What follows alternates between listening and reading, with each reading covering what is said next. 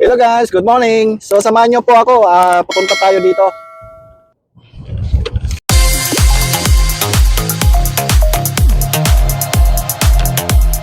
Para sa vaccination ko. Kasi dito kasi sa US guys, bago ka sumampa ng barko, dapat kumpleto yung mga vaccination mo.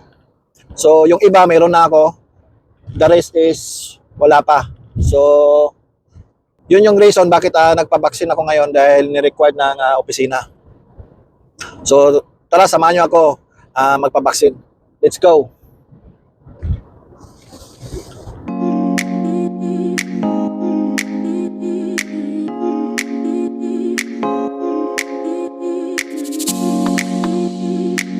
Yung travel time natin ngayon guys, kabaro, nasa 55 minutes. So almost siguro mag-isang oras to kung may traffic. So ngayon maganda naman yung kalsada, maluwag naman. Walang gaanong sasakyan. So siguro darating tayo doon before 12:20. So yung appointment natin is 12:30. So merong time pa tayo para magpahinga doon bago yung vaccination.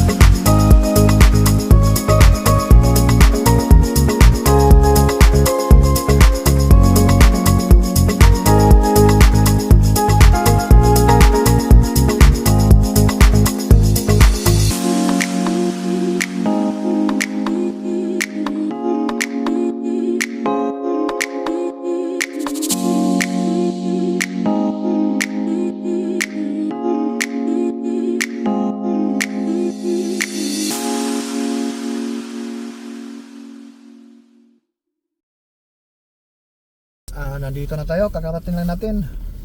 Nasa 55 minutes yung travel time. Ito po yung building na yan.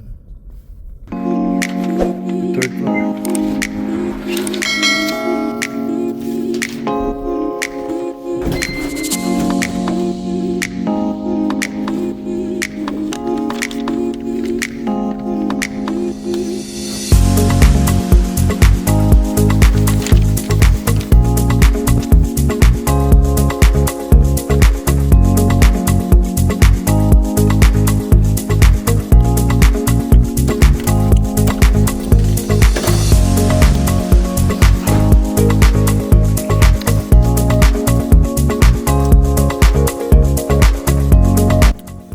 Natapos din tayo guys.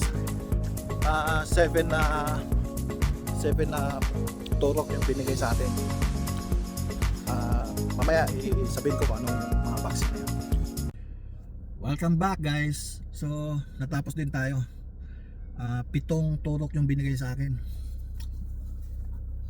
Dito, din dito sa likod, dito sa kabila, din dito. Grabe, mabait naman yung nurse. So binigay ko yung mga previous na vaccine ko, pero yung iba hindi tinanggap dahil expired na. Kagaya ng yellow fever ko. Yung last vaccine ko ng yellow fever is May 2011. So 10 years lang yung validity. Then na-expired na, so turok ulit dito. So ang sabi sa akin ng nurse, yung lahat ng vaccination na record ko papadala nila doon sa company ko. So I hope sana tuloy-tuloy na to. Natapos din tayo. Then isa pa, baka lagdatin daw ako ngayong gabi. So mag-a-advance na ako ng inom ng paracetamol. Then isa pa, bibigat daw yung mga braso ko. So siguro normal lang yan dahil 7 turok pa naman yung binigay sa akin na vaccine. So pero ngayon maganda pa naman yung pakiramdam ko. Then binigyan ako ng lollipop.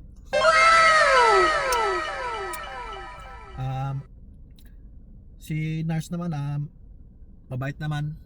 Bago niya ako binigyan ng vaccine, nag-selfie muna kami. Yan o. Para may evidence ako na binigyan niya ako ng vaccine. Hopefully, sana everything's good na. Then mag-i-email yung opisina sa akin kung kailan ako mag-report para sa line-up. Baka next week kasi Friday ngayon. Then bukas walang pasok dahil Saturday and Sunday. Monday next week siguro. Hintayin natin yung email ng opisina kung anong progress. Yan lang muna ngayon guys. Thank you for watching guys. Uwi na rin ako. 55 minutes yung travel time. Thank you.